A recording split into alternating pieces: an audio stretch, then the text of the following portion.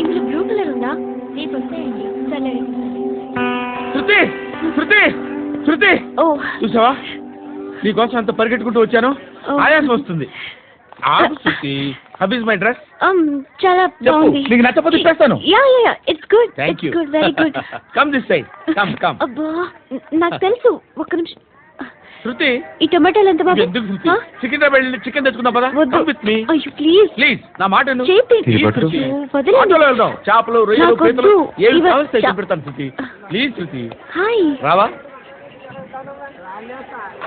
ఈడు నీకేమవుతాడో తెలీదు, నాకు మాత్రం నచ్చలా. నీకు నచ్చాల్సిన అవసరం లేదురా. ముందు నువ్వెవరో చెప్పు. ఏం అనుకోకే.